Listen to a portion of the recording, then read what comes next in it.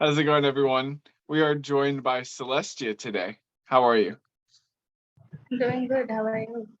I am fantastic. Thank you for asking. So, how long have you been practicing for? I've been practicing for a little over 3 years Okay. All right. And what got you interested in the first place? now. It just happened on a random day. I saw a video on witchcraft on YouTube. Uh, I was just searching on YouTube, and one day I just landed on a video about Lucifer, and it was down the rabbit hole since then. All right. So, what are some of your favorite types of workings to do? I like doing healings. That's one form of magic that does work the best for me. But I also like doing a lot of shadow work and just pushing people to do shadow work, if that makes sense. Absolutely. So it's kind of like doing shadow work and that kind of energies. I like working with those and also healings. Okay. All right. I like all of that. So, what are some of your least favorite things to do? Maybe things that you don't really know how to do or things you don't agree with? I don't know how to do invisibility spells. I've tried doing them. So I haven't yet found out what works the best for me. But as for things that I don't agree with, I guess I would go for love magic because first, it's not something that I practice myself. I have no problem if other people do it, but it's just one aspect of life that I don't want to bring magic into Right. That because makes I'd sense. rather like sort it out as humanly as possible because I don't want to be stuck in a situation where I have to keep doing magic to keep myself happy. I just don't think that it's worth it personally for me. Mm, that makes sense. Yeah, and it makes sense that one wouldn't want to bring magic into love because love is already chaotic enough as it is. And then Exactly. you bring magic into the picture and everything can just go crazy. And something the way that some people do magic is kind of permanent too. So you really have to be careful what type of spells you're doing. You mentioned invisibility spells. Foros is a spirit that I've worked with for invisibility more than once. Either to well, there's many reasons one would want invisibility. So that's one spirit that I can suggest working with.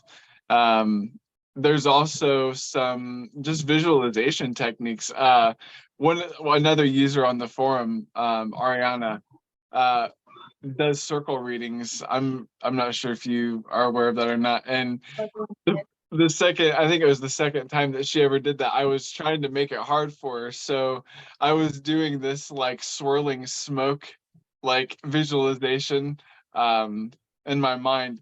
And then she said when she got to me, which didn't take long at all. Normally I have flames. She said that my aura was all smoky that time. So that maybe that's another way that you can practice invisibility is through like mirror visualizations or smoke visualizations or void visualizations. I don't know. I've always found that really interesting. I'll give it a shot. Awesome. So what are some of your strengths when it comes to magic? Hmm. I'd say divination for sure. I would say And so, yeah. there's divination and there's healing. Awesome. Those are great strengths to have. Very altruistic and very very giving and uh, and things I'm very interested in as well. You mentioned divination. You did a tarot reading for me, which wasn't just extremely accurate. It was also very, very detailed. It was like, and not that they're always this way, but it was like at least a paragraph per card. In some cases, 2 or 3 paragraphs per card, and I was just like, yep, yep. Oh wow, yeah. So divination is definitely a strong suit of yours, I would say, especially for only having practiced for like 3 or 4 years. You said you've only been practicing for a few years. So yeah, that's awesome. So tell us about, can you talk to us about tarot and divination a little bit? Yes, it's fine. Okay. I'd love to hear whatever you can say. Oh, I mean, there's lots of things that I can say. Just maybe a starting point. Okay, sure. No, like Um, you give me. yeah, let's say what is something that you do that that you recently started doing that you wish that you would have done when you first started? That's a big question.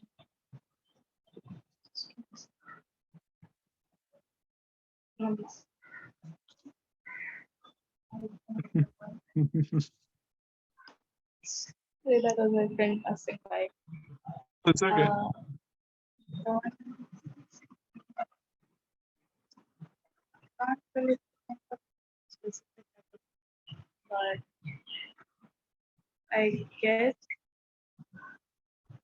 I mean, there's nothing that I would change. Everything, because everything just fell into place as they were supposed to. There really Okay, is nothing. fair enough. Um, so what are some of your weaknesses when it comes to magic? Painful magic. Oh, it looks like you're breaking up a little bit. Because I have tried. Is it fine now? Yeah. I heard, okay, so you were saying baneful magic. Go ahead. Yes. So I have tried it a few times and it did work, but it didn't work to the extent I wanted it to. So that's one thing that I'm weak at. And maybe like there's road openings as well. Again, it's the same thing. Like if I want a result that's at least 80%, it gets stuck at like 30 or 40. Hmm. Okay. Interesting. So, um, is meditation a part of your practice at all? It used to be a very big part of my practice at the beginning, but I lost the habit of doing it in between. But I'm trying to take it up again. But yes, I would say it definitely is a part. Okay. I know sometimes that can help me with a lot of things, especially like pushing percentages of different things. What are some of your greatest influences when it comes to practice? Like humans or spirits? Um, let's start with people. Okay. My biggest influence. So far, my biggest influences have been Norse. I mean, you also know Norse is the forum. Then there's Anima Naira. I follow her on Instagram. I haven't read a lot of her works, but I do read the little blogs or just like anything that she posts in her captions. And there's still like there's still a lot to learn. Again, sorry, I just have ADHD and my brain just goes in different directions. I like Anima Noira. I mean, her magic, what she does, it's something that I have learned from before. I haven't learned all of her works, but she did write that book with, yeah, I guess it was an anthology of sorcery or a book like that. She had a chapter in it. I did read that and I was intrigued by it. Hmm. Then there's not his way of doing magic and his principles. They are something that I agree with. And he has helped me out before, so I respect him and I do look up to him and learn from him. Okay. So now let's, I guess, discuss entities that might have been some of your biggest inspirations or influence. I know you mentioned Lucifer earlier. Anyone else that you'd like to mention, or would you like to discuss Lucifer some more? Lucifer has been the catalyst in my life. He Yeah. started a fire and he just keeps stoking it whenever needed. Whenever it's starting to die down, it's just like, it's not over yet, there's still more to go. Oh, of course, And yeah. Bilal is also there. He's my patron. And Okay. he's always pushing me, he's always supporting me whenever I need it. Bilal, he has just been that rock in my life. Like, whenever I'm down, he's always there, always knows the right thing to say, what to do. And when it comes to influences, I have mostly been influenced apart from Lucifer and Bilal. One of my big influences has been Michael. And Michael has been with me since day one. Earlier, before I adopted a more LHP perspective, I kind of was influenced by all the RHP stuff, and I almost went into Wicca or paganism. But when I realized that they have their own specific systems, and I just did not want that kind of structure. But I had started off with Michael then, and some other angels, but Michael primarily. And he has just been with me since day one. Whenever I need some unfiltered, straight to the point advice, he's the one I go to. So, be it about magic, be it about people in life, or just any random situation, the smallest decision to this decision, he has always been by my side, and he does influence me a lot. I can definitely see that. And catalyst is a great word to use for Lucifer as well. Like you said, once it starts, I don't know. I haven't wanted it to stop. And you also mentioned Michael as well. I've worked with Michael a lot. Yeah. So I can attest to both of those as well. What are some specific practices that you would recommend for other practitioners? Specific practices. Mm, like can't I mean meditation is one, even though people say that you can't do it, I mean, it's difficult. I know I've been there.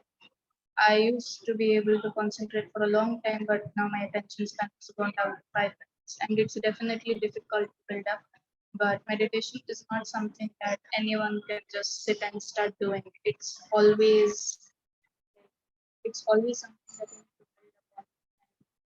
There's always a learning curve. So, but apart from meditation, I do think that a lot of people should practice divination Okay. because I mean, as far as I'm around the forum and communities like that, I've seen a lot of people who say that they want to open their senses, they're working with, say, they're working with support, they're working with Paimon, they're working with Prince Sorobas, and other divinatory spirits or clair associated spirits like that. And everything has the methods, but the thing is, no matter how much you train, you won't know what level you're at till you actually put it to use. Hmm. It's like you're training to fight someone, but all you're doing one day is lifting weights and practicing with a dummy. You don't know how capable you are in fighting unless you actually go out and fight. So divination is another practice that I would recommend because it's like it always keeps like if mathematics is the gym for human brain, divination is definitely the gym for using clairs. It's a good way to exercise them and know what level they are at and what you can improve. And it's also a way that one can find out what the primary clairs are. Like for some people, they're clairvoyant more than they're clairaudient. And it's also, this I consider, the divination is one way to find out which clair or which astral sense is the strongest. And then you can develop the rest accordingly to whatever level you want. Excellent. I love that. I love that you take such a scientific approach to testing. And I love that you bring up that there's different divination techniques for different like clarities or yeah, that's an excellent suggestion. What are some difficulties that you have come across as a practitioner? Personal bias. What's And that? personal bias. Oh, okay. Yeah. And the need to control outcomes. Sometimes you just want one thing so badly, but it's not what you need. Yeah. Yeah. So how do you deal with that? I I just try to push myself. I mean, it's not something that I've mastered yet. It's only human tendency that I want a certain outcome. And me personally, I just push myself to the point that I have no other option left than to surrender to my guides or just surrender to the magic and allow it to take the best course possible for me. Yeah. Okay. So how do you feel about silence? Like how important is silence in your practice? Uh, there's like say 50-50 because sometimes you do, I mean, I do share a bit of my practice because I think if people find out that someone is practicing the same things as you know who to go to if you need help. But at the same time, you don't have to lay down all your guns at the table. There are Mhm. some things that you need to keep private to yourself, such as maybe say your protective practice. So just more private parts of your practice. They're just too personal to share. Silence definitely plays a part there because you always need to have something up your sleeve just in case. Mhm. Because community can get very chaotic at times. But Mhm. it silence is important, but you need to be smart about it. Share things, but don't share everything. Share what you think is necessary, but share what you like. Don't share what you think is really necessary. Keep important things to yourself and maybe moderate to not so important things you can share. It's personal preference for each one. Moderation plays a big part then, it sounds like. So Yes. what are some things to avoid other than over spilling the beans, so to speak? Getting in fights with other musicians.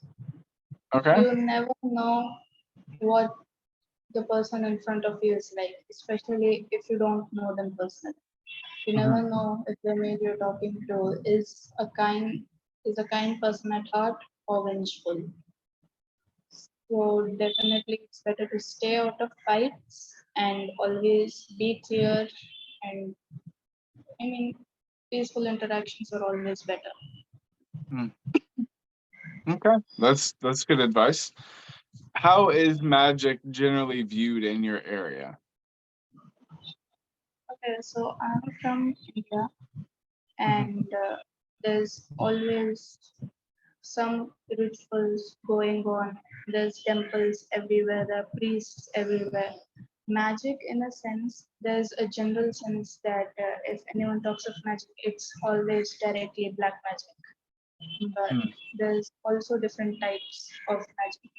I mean, there's black, there's white, but it's also, I personally think, just a subjective demarcation of what is and what is not.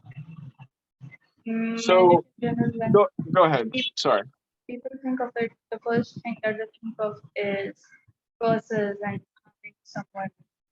But what they don't know is that the rituals that they do get done, or the rituals that they themselves do on a regular basis, is also magic.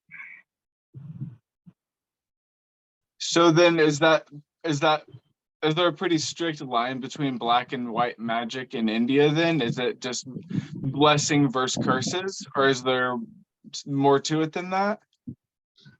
I have mostly stayed away from kind of scenes here because I mean everyone is just go with the crowd here.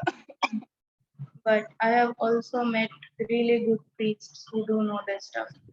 Mainly yes, people mostly have like a blessing perspective, at least as far as I know. Okay, okay. So how important are sigils and symbols and seals in your practice? Sigils, I so far I only used to contact spirits, but more than that, I don't use a lot in my practice. Okay. So contacting spirits like Lucifer and Mikael and spirits like that. So Yes, you don't really design your own sigils at all. sometimes I do. If I'm creating a solid room, I do make a sigil for that. But Okay. apart from that, is I don't really do sigil in magic or spells. Okay. It's funny. I use a sigil in literally every single spell that I do almost, unless it's just like an energetic thing really quick. And I often use sigils in my energy work as well. So it's just funny how that's part of what this series is about, is how different the different practitioners can be. We all do different stuff, but I'm trying to figure out what is similar between, between everyone.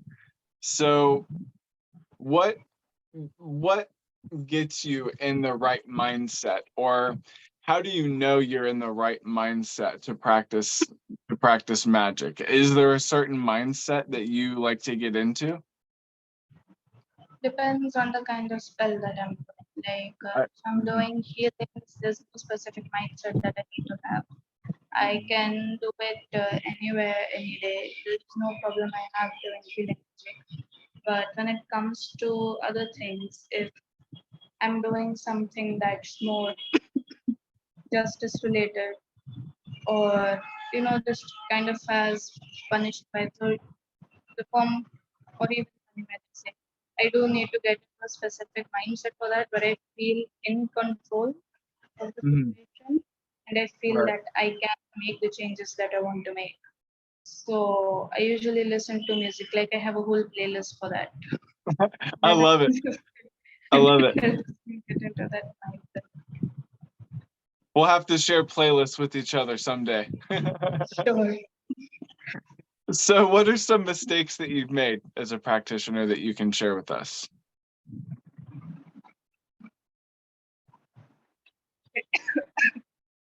So I think it's called not magic. Do you know what not magic is? Yes, yes. Like you just tie a knot. So one day back home, this was just when I was beginning. I underestimated how powerful that is.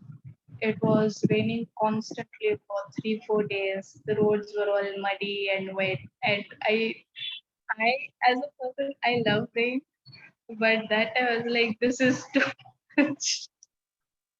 Too much. That's funny. I just saw a basic tutorial on YouTube and I was like, okay, this is gonna work. I should have used a thicker rope, but no, I was in a hurry.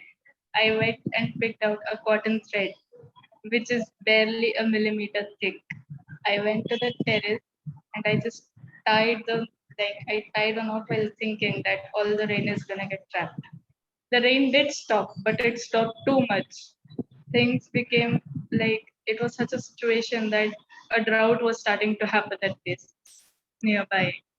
It was like I fucked up big time because it was also monsoon season and there's always flood drought. It's always circulating like that. And I realized I messed up really big. So I thought I need to undo that knot. I went to look for it in the place where I kept it, and I realized it was not there. I lost it. Oh no. So I panicked. I didn't know what to do. I just went up to the terrace and I just called all elemental spirits I could, and I apologized like I messed up. I won't do it again. I promise. Please bring the rain back. Please bring the rain back. The next day it started to rain again. Woo! Wow. That's really interesting.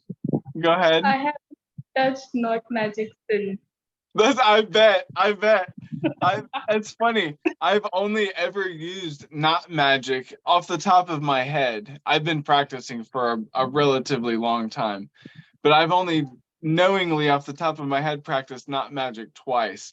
And both times it was for weather magic. And one of the times there was a huge storm that was coming, and like I think a tornado had touched down like within 20 or 30 miles, like of where, I don't know if that's like 50 kilometers like away from where I am. There was a tornado that touched down, and I went out in my backyard and I tied like the wind like into 3 knots.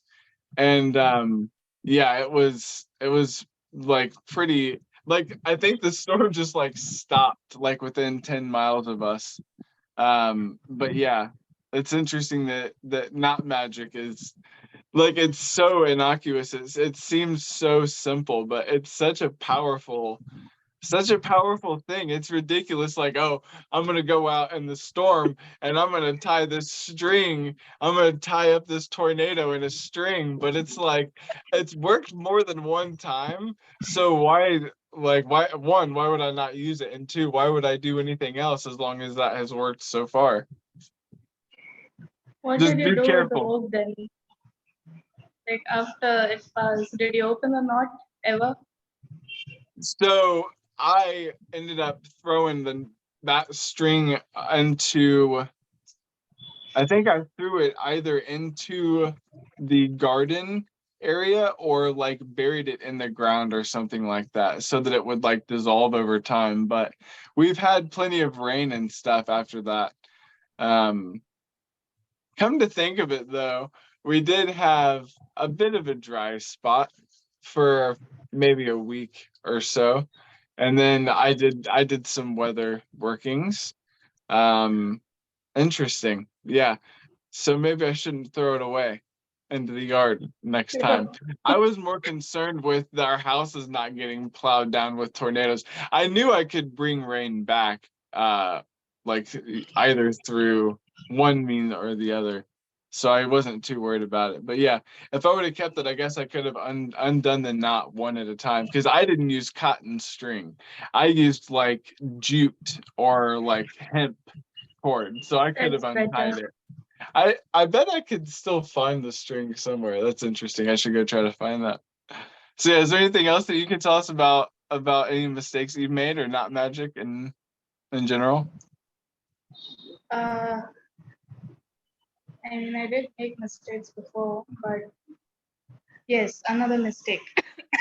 This was a pretty big one. I mean, it wasn't like famine causing, but something of equal magnitude regarding personal Oh no. finances. This was like I'm starting to use planetary hours and just planetary timings and everything in my practice. And one time I did this money spell using Jupiterian energies and it worked fantastic. Hmm. Like it has been one of my best spells ever. Hmm. And I did try it another time, but the thing is, I as a practitioner, I do consider the phase the moon is in. Like usually my wealth spells, I do them on new moons. Hmm. But this second time that I did this Jupiterian spell, I thought, what's the worst that could happen? Maybe I don't make as much money. And I did the same spell, but this was after the full moon. And I didn't think much of it. and I did it, and my money just started going out.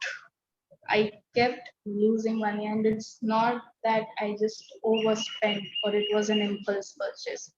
Some days I fell sick. Sometimes the food at my dorm was so bad I had to go out. Sometimes it was Uh-huh. transport. Sometimes it was someone's birthday. I just kept losing money. And for the whole month, not even the whole month, it took 2, 3 months for the effect of the spell to wear out. And I just had to be with the bare minimum, just praying that I hope I don't lose this money. So this was the second biggest mistake that I made. So doing wealth magic during a waning moon was okay. That's pretty. I like to use planetary hours as well, which does also involve moon phases sometimes. Yeah. So some people say it doesn't matter whether or not you use the waxing moon or the waning moon or full or new moon, but it certainly works when I consider that for my workings. So that's two things that I'll be more conscientious of, though, is wealth magic during waning moons and not magic, and making sure that the string is And not cotton. be able to untie. Yeah. So are there any films or like any literature or anything like that that you might recommend for other practitioners? Constantine. Love it. I love that film. I That's love awesome. Constantine, and every time I watch it, there's just one new reference that pops up. I I just was like gonna Constantine, That's awesome. and I it was has gonna ask if you were referencing the comic book of the film. Yeah, the film, I love that film. Go ahead.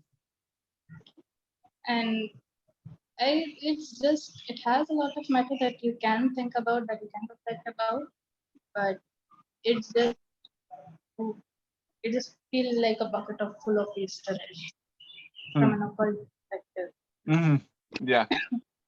Uh, I mean, Constantine is the only movie I'll probably ever talk about regarding this. I'll find another movie that I like. So far, apart from this, I can't think of anything else. But if someone wants to know or even learn about Mary Magdalene, Lady Gaga has a music video of her song called Judas.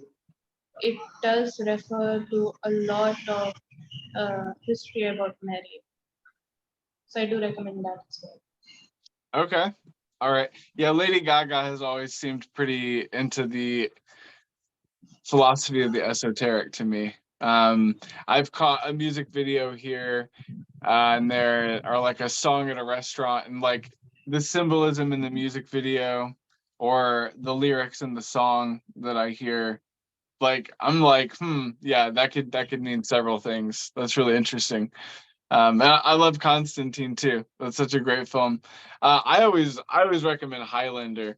Uh, some people say it's a really cheesy film, but it's one of my favorite films of all time from an occult perspective, if not my favorite film of all time. So what are some of your plans for the near future? I like magic. Yeah. Hmm. I'll just go with the flow, see what's in store for me. Okay. Currently, I'm mainly focusing on expanding more of my like the divinity practice. am trying to learn different movies. Like I can just do direct channeling, like tarot card, but I'm trying to expand and learn more things. Like I'm trying to learn astrology for a few months now, Okay. and it's kind of talking like 0.01% of what's out there. But apart from that, I'm also trying to learn runes. I'm trying to learn geomancy. So I'm trying to expand on that. But when it comes to what I want to do, is specifically, I want to explore shadow magic more, and that's my plan for the near future. But ahead of that, I'm not too sure. I'll see where I'll see where fate takes me. Okay. Well, I mean, learning divination and various divination techniques is a great way to figure out where life is trying to lead you. I love the idea of exploring multiple divination techniques. Astrology is something that I've been learning very, very, very slowly because there's just so much to So it. much And information. I don't know. Yeah. And I don't know if it's something in my natal chart, but there's something it seems like that is blocking me from learning astrology more than just my neurolinguistic programming.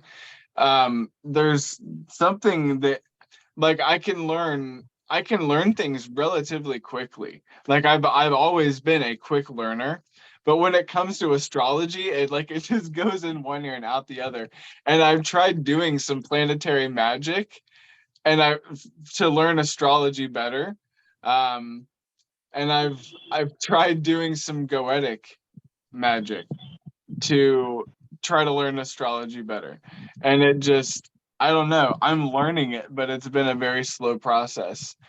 Are you learning like elective astrology or like natal astrology or both or just I general don't even know what astrology? that is. Okay.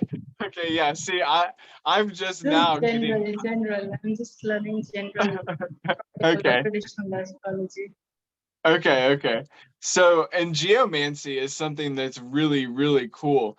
I've always wanted to learn more of geomancy because you can use the geomantic formations in runes. I use runes for my second form of divination.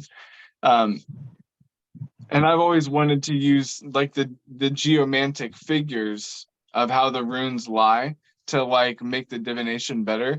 Um, there is definitely someone on the forum who is really good at geomancy. Like Um, yeah, there's Dane Koinicus, there's yeah. another one, another person also, but I don't remember his name.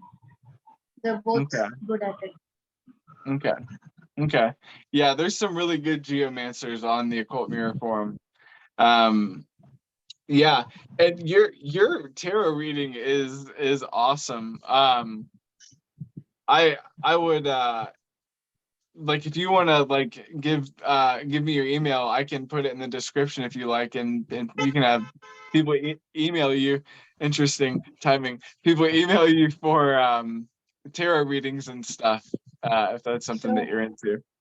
Awesome. it's fine. Sure. So Celestia, is there anything else that you would like to mention um, about your practice that before we get off here?